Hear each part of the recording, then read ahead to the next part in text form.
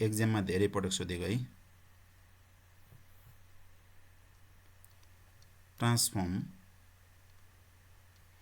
The equation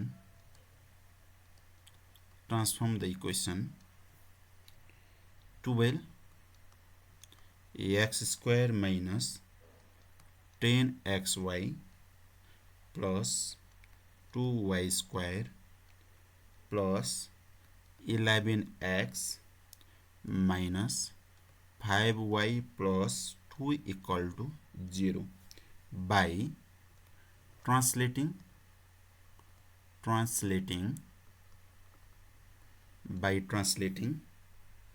the axis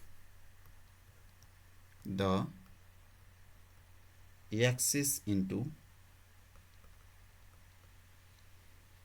an equation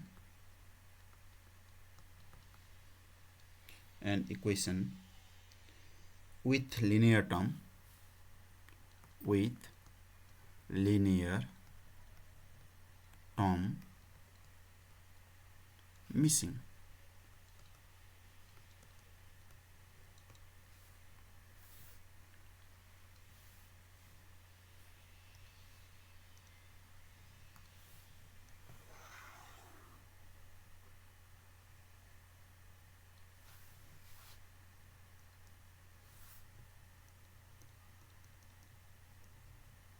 Okay. This is very important. This question is very important for exam. Here linear term is missing. Linear term is missing means what? What is the linear term of this equation? Linear term means what? Linear term means the power of x is 1 and power of y. Those variable whose power is 1, that terms are called linear term. This is linear term. हैन, linear term we have to miss the linear term. Linear term लाई miss गर्दाखेरि missing गर्दाखेरि हेरौँ त. Let's here x को power 2, this is not linear term. Here x को power 1, y को power 1, altogether total 2. Here this is not linear term. Here y को power 2 is not linear term. Here x को power 1 is linear term. Y को power 1 is linear term. We have to find what? The transform of equation into linear term missing. This is the most very important for exam. Okay, how to solve it? First of all, your question is on what? Translating. Question is on translating, not rotation. Here is translating. So given equation is here given equation is what? 12x square minus 10xy plus 2y square plus 11x minus 5y plus 2 equal to 0. This is given equation. So this, let's say equation 1, if the origin is shifted, to h comma k, then put x by x plus h and y is replaced by y plus k in equation 1. The equation 1 मा ल राखौं.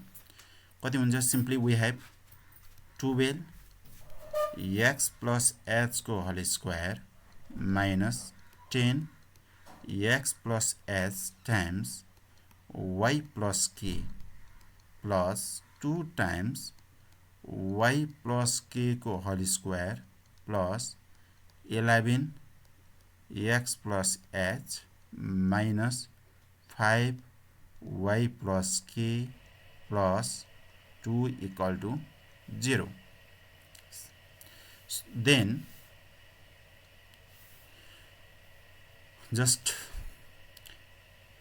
write down its formula. 12 x square plus 2xh plus h square minus 10 times xy plus xk plus hy plus hk, and here is 2 times y square plus 2yk plus k square plus 11x plus 11h minus 5y plus minus 5k plus 2 equal to 0. Then what? This can be written as, now arrange this question. First of all, write down power 2. Here 12x square is power 2. Power 2 is this minus 10xy. This is also power 2 term. And here plus 2y square is power 2. Then write down power 1 variable. 12 times 2, 24h with x. Here minus 10k with x. Then here plus 11 with x, power 1. Then arrange power 1 of y. Here power 1. Here first here 4k here minus 10h, here is minus 10, here is 4k, then power of y, here is minus 5 power y. Then write down constant term. Here 12h square is constant term. Then minus 10hk,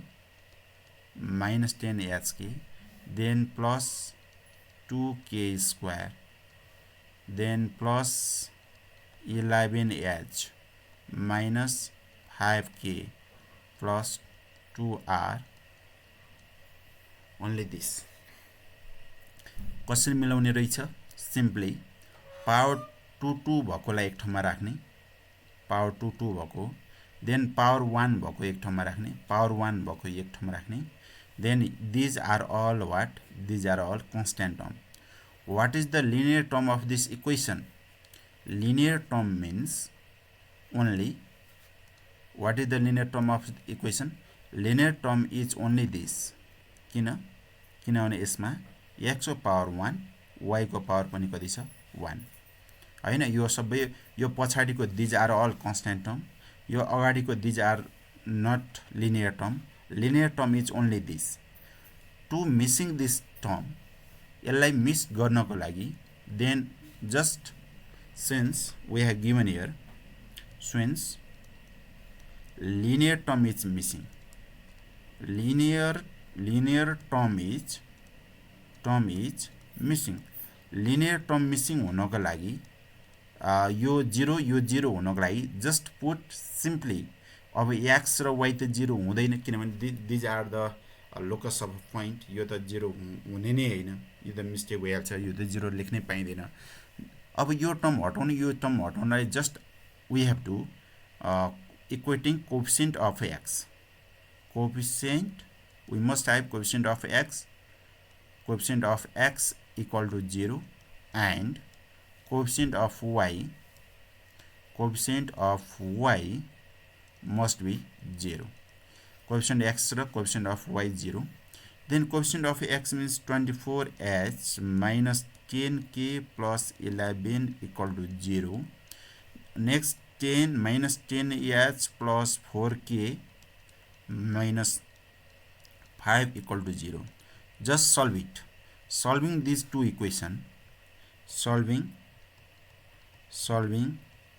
these, these two equation, we get value of h and k. What is the value of h? Let's solve garom ta. In mod we have equation in what? 5, and we have linear term 1. We have first of all 24, then b is minus 10, then equal to coefficient equal to minus 11. We have to here minus 11. What is the coefficient of this? Minus 10. Then next coefficient is 4. Next coefficient is minus 5, means only 5. Okay, we get value of x means h minus 3 by 2, comma, what is the value of k? K is simply minus 5 by 2. Okay, this is the origin is transformed to this point h comma k. Now substitute this value,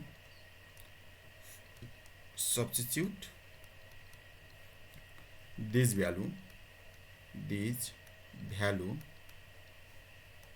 in this equation. Equation number 2 and लेख्यौं. This equation number 2. In equation number 2 मा हामी lot substitute गरौँ. We get है यो माथिको equation मा यसमा ल राख्दियौं. Simply कति हुन्छ? Simply 12 x square minus 10xy plus 2y square. First this part 0, plus 12 times minus 3 by 2 को whole square minus 10 times minus 3 by 2 times what? Minus 5 by 2 plus 2k square. Plus 2k square means 2 times minus 5 by 2 ko whole square. Then plus 11h. 11 times minus 3 by 2 minus 5 times minus 5 by 2 plus 2 equal to 0. Now this can be written as 12x square minus 10xy plus 2y square plus कति आयो? Now let's calculate it. यसलाई calculate गरौँ त ल. We have this ठ्याक्कै 0 आउँदो रहेछ. Okay, यसलाई क्याल्कुलेट गर्ने जस्ट 0 आउँछ. This is our required answer. है यो चाहिँ हाम्रो यसलाई क्याल्कुलेट गर्दाखेरि ठ्याक्कै 0 आउँछ. 0 आउँदाखेरि this is our required answer. अब हामीले कुरा के बुझ्न पर्यो भने जस्ट हामीले यदि हेर्नुस् है, अब कुरा यसरी बुझ्न पर्यो. अब ट्रान्सफर्म द इक्वेसन, यो इक्वेसनलाई चाहिँ लिनियर टर्म हुने गरेर इक्वेसनलाई ट्रान्सलेटिङ गरेर चाहिँ यो इक्वेसनलाई चाहिँ ट्रान्सलेटिङको प्रक्रियाद्वारा गर्दाखेरि लिनियर टर्म मिसिङ हुँदाखेरि यो इक्वेसन कस्तो देखिन्छ भनेर सोधेको. Transform this equation by translating the axis into the equation with linear term missing. First of all यसको लागि हामीले पहिला ट्रान्सलेटिङको लागि h कमा k चाहिन्छ. So we have to assume this h comma k. Origin it shifted this h comma a. For this simply substitute replace x by x plus h and y by y plus k. कुन equation? Equation number 1 मा जहाँ x छ x ठाउँमा x plus h, जहाँ y छ y को ठाउँमा y plus k. Then just यसलाई हामी मल्टिप्लाई गर्ने हो, फर्मुला खोल्ने हो एन्ड एरेन्ज गर्ने हो, इक्वेसन 2 निकाल्ने हो. इक्वेसन 2 मा कसरी एरेन्ज गर्ने? पहिला पावर 2 भएको variable x y are variable, h k are constant. So पहिला पावर 2 भएकोलाई एक ठाउँमा राख्नुस्, त्यसपछि पावर 1 x को पावर 1 जतिलाई एक ठाउँमा राख्नुस्, कमन लिनुस्, अनि these are all what constant term, यो सबै कन्स्ट्यान्ट टर्म भयो। अब यसमा के भनेको छ, अब हाम्रो लिनियर टर्म मिसिङ भनेर भनेको छ। लिनियर टर्म मिसिङ भनेको यो टर्म मिसिङ र यो टर्म मिसिङ हुनको लागि सिम्पली कोफिसियन्टलाई इक्वल टु 0 पार्ने रहेछ है। एक्स इक्वल टु 0 लेख्न पाइँदैन, रङ हुन्छ। Simply coefficient of X equal to 0 and coefficient of Y equal to 0, then कोफिसियन्टलाई 0 पार्ने, then solving this two equation, यसलाई क्यालकुलेटरमा हालेर सल्भ गर्ने अथवा केही मेथडबाट सल्भ गर्ने, then will get value of H and K. H र के को भ्यालु निकालिसकेपछि, एच र के को भ्यालु निकालिसकेपछि अनि के गर्ने, इक्वेसन 2 मा ल राखिदिने, that will give the final answer. ल इक्वेसन 2 भनेको यहाँ माथि ल राखिदिने हैन, अनि यो माथि यसमा ल राख्ने, यो 0 यो 0 भएर जान्छ, यसमा चाहिँ भ्यालु क्यालकुलेट गर्ने त्यो पनि 0 भएर जाँदो रहेछ। Simply we can see here the linear term, यसमा लिनियर टर्म देखिँदैन, linear term is what missing.